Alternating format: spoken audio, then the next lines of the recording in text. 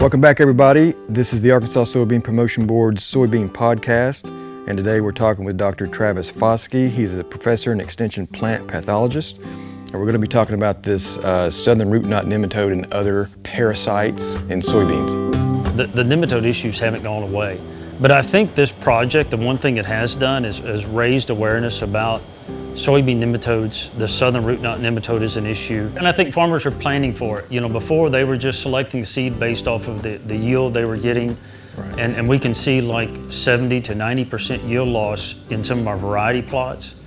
And I would say field-wide you can have 25% yield loss by placing the wrong soybean variety in the wrong field.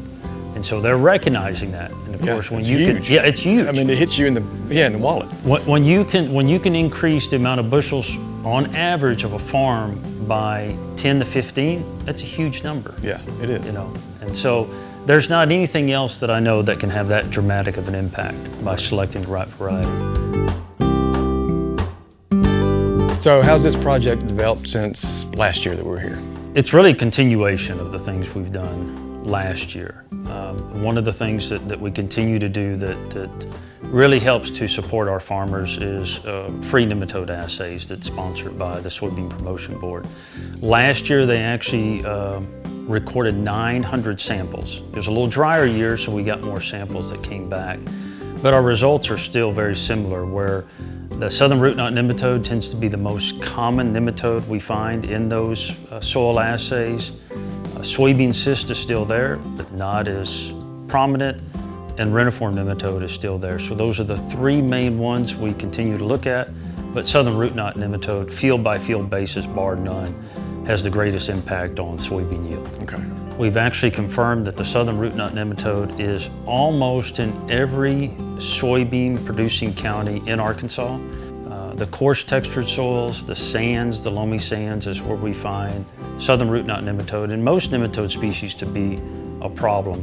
So from a grower's perspective, is there any uninformed practice in terms of rotation? We can actually rotate out of soybean cyst nematode. So anything that we grow, corn, cotton, peanuts, grain sorghum, is a non-host to the soybean cyst nematode.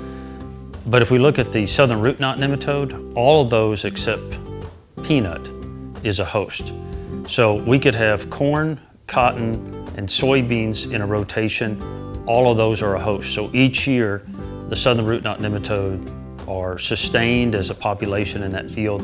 They're not going away. We're not reducing those numbers. And so we do suggest that farmers would sample every 3 years based on their rotation, that see what's happening with the nematode population. And then we can use that to predict what kind of impact it would have on the next soybean crop that you're growing. Samples that are pulled by the farmers or consultants can be submitted through the county extension agents, and then they will submit those to the nematode diagnostic lab in Hope, Arkansas. Okay. So susceptibility across varieties, I mean, is that the only thing that a grower can do? So there's a couple of things for this project is an integrated management approach. Rotation is certainly one of those, and if we can rotate with a less suitable host, maybe a grain sorghum hybrid that's more resistant, it's a good option. The other thing we do is seed applied nematicides. They're probably best paired with something that has some level of nematode resistance. I would prefer something that would have a moderate level of resistance, because in any given field, you may have southern root knot, you may have soybean cyst and reniform. You could have several of them. So there's always going to be a greater yield growing a resistant soybean variety in those fields with southern root knot nematode than any of the other options that are out there right now. Planting dates, none of this is really... The majority of those that make it through the winter are actually deeper in the soil profile. So in those years, really cold, nematodes move deeper or die off. Planting early can allow the soybeans to kind of get a kickstart. Get a head start. Get a head start. Yeah, and that can be certainly helpful. The timing of that is more important about the soil temperature than it is the calendar day, though. Right. So are nematicide treatments and sampling going to get us out of that? They've always been here, and they're always going to be here for a long time. So we're just talking about mitigating the yield losses.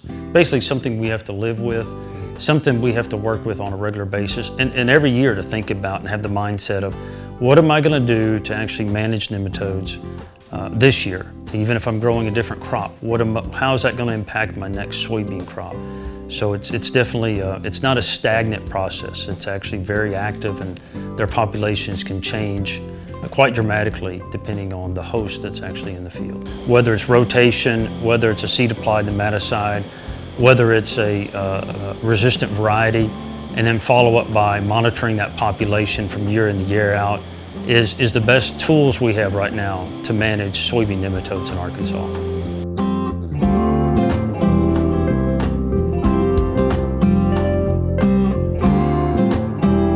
The feather in the hat for the Soybean Promotion Board is really that this project is unique in the South. It is probably only the project that I know of that is continuously funded, but it gets multi-state use. Well, thanks for your time today. Thanks for the update. We're going to follow you around and see what happens. Okay, great. And just keep chasing those moving parts. Yeah, thank you. So, thanks for the opportunity to provide an update. It's certainly an interesting project, and we're enjoying working on it. Thanks for listening to the Arkansas Soybean Promotion Board's Soybean Podcast. We hope you'll follow us on Twitter at Arkansas Soybeans, and even more resources at themiraclebean.com.